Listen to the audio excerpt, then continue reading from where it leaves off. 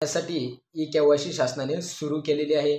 त्याच्यामध्ये लाभार्थ्यांचे आधार कार्ड घेऊन त्यांचं व्हेरिफिकेशन होत आहे। पण लाभार्थ्याच्या पतीचे किंवा वडिलांचे आधार नंबर घेऊन त्याचे सुद्धा व्हेरिफिकेशन होत आहे।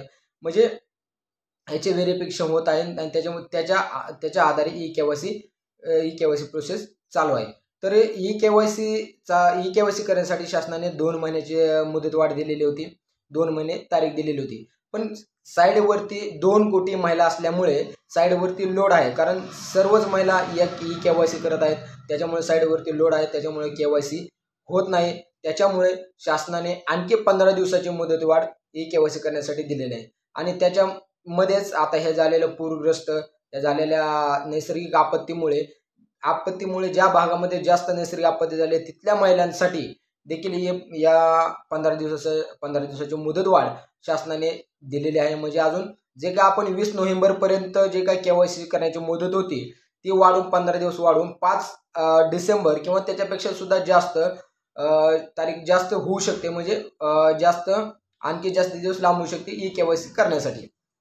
तर याच्यामध्ये आता काय होतं माहिती आहे का, ज्यावेळेस तुम्ही ई-केवायसी करता त्यामध्ये तुम्हाला लाभार्थ्यांचा आधार नंबर टाकायचा आहे। आधार नंबर टाकल्यानंतर त्याचे OTP द्वारे त्याचे व्हेरिफिकेशन होऊन परत नंतर तुमचा त्याच्यामध्ये पतीचा किंवा वडिलांचा आधार नंबर टाकून त्यांचे व्हेरिफिकेशन करायचं आहे।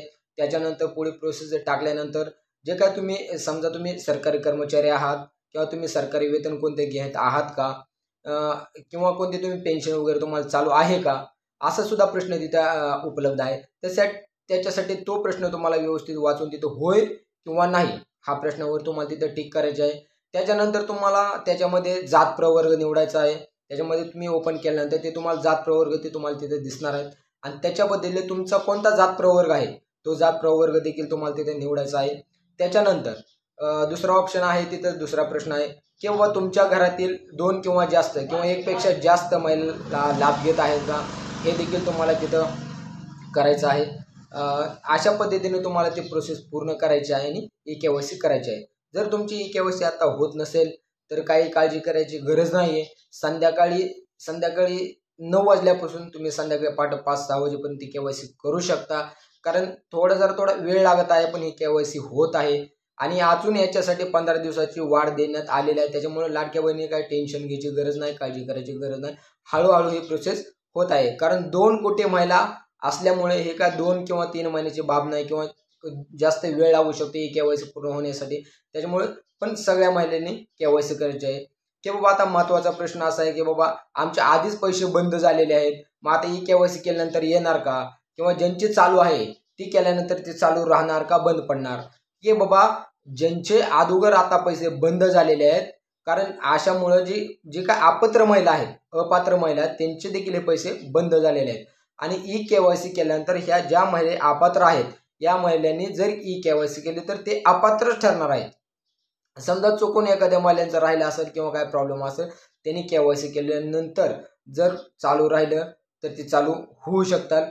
पण ज्यांचे चालू आहेत त्यांनी देखील ई-केवायसी करायची आहे आणि ज्यांचे चालू नाहीये त्यांनी देखील ई-केवायसी करायची आहे। म्हणजे ई-केवायसी कंपल्सरी करणं हे शासनानं बंधनकारक केलेलं आहे। त्याच्यामुळे प्रत्येक महिलांनी ई-केवायसी करायची आहे।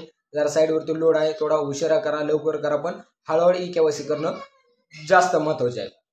आता अजून एक त्याच्यामध्ये महत्त्वाची बाब आहे की बाबा काही महिलांचे प्रश्न होते किंवा काही जणांचे असे प्रश्न आहे की बाबा काही घटस्फोटित महिला आहेत किंवा काही जणांचे वडील वारलेले आहेत, काही जणांचे पती वारलेले आहेत, किंवा ते पतीचा आधार नंबर टाकून ते OTP घेऊ शकत नाही किंवा वडिलांचा आधार नंबर टाकला तर ते OTP घेऊ शकत नाही।